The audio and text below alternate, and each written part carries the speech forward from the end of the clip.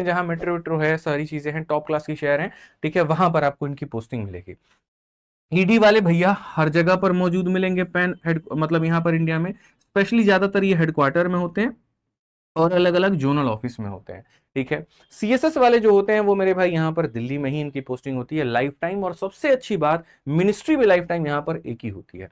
Session को ज्यादा से ज्यादा लोगों तक शेयर करो ताकि यहाँ पर जो है बढ़िया तरीके से सारे लोग इस बात को जान पाए। और जीएसटी वालों की वही बात है भैया, पूरे भारत में हर जगह पर पोस्टिंग है, पोर्ट्स पर भी इनकी पोस्टिंग है और यहाँ पर जो है ऑफिस में भी इनकी पोस्टिंग है। वर्क लाइफ के बारे में बात करें तो देखो बहुत ऐसे बच्चे होते हैं जो सीजीएल के बाद में मिश्रा जी यूपीएससी की तैयारी करना चाहते हैं, सुकून की जिंदगी जीना चाहते हैं, जिसमें लड़कियां सबसे ज्यादा सुकून खोजती हैं कि ससुराल में अगर शादी के बाद में जो है लोगों को भी चाहिए तो सुकून चाहिए, तो क्यों ना शुरू से ऐसी नौकरी लेकर के चले कि ससुराल वालों को भी दिक्कत ना हो। तो वहां पर उनके लिए या तो सबसे बढ़िया होता है एमईए वाला पोस्ट, या फिर उनके लिए सबसे बढ़िया होता है सीएसएस वाला पोस्ट। क्योंकि भैया इतनी सुकून तुम्हें कहां मिलेगी, बताओ ना, नौकरी भी सरकारी, ऊपर से 5 दिन हफ्ते में काम करना है, मंडे टू फ्राइडे, यहां पर भी मंडे टू फ्राइडे काम करना है, सैटरडे संडे पूरा पूरा मौज है।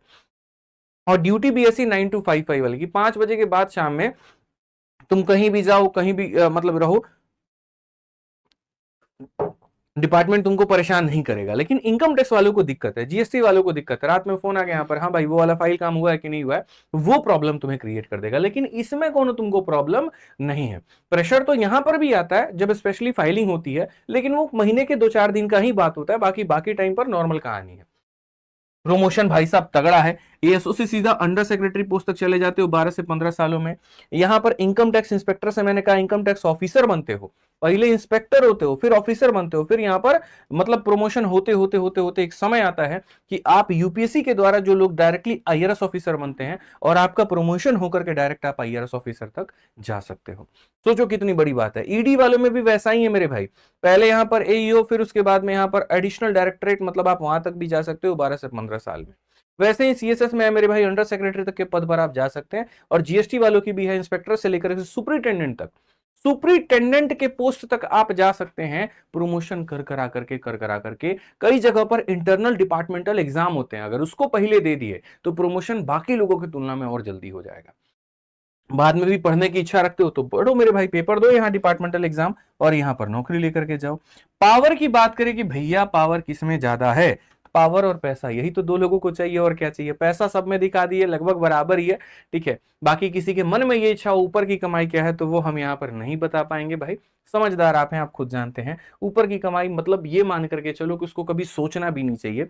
जो आपकी मेरे भाई ईमान की कमाई है वो सबसे बड़ी कमाई है, वही फलती है फूलती है, वही आगे बढ़ती है, ठीक है। तो आप उसी के ऊपर में ध्यान दो तो ज्यादा अच्छा है। पावर की बात करें तो जाहिर सी बात है, अगर आप विदेश मंत्रालय में हैं तो अभी आप एस जयशंकर जी का भौकाल देख ही रहे हैं, एकदम पाकिस्तान में इसे काला चश्मा पहन करके एकदम चलते हैं, मतलब वो रौब दिखा रहे होते हैं अपना कि देखो हम आया, फिर बाद में 3 महीना बाद मिसाइल भी भेज देते हैं वहां पे, ठीक है। तो वो रौब है भैया यहाँ पर विदेश मंत्रालय वालों का, खतरनाक है।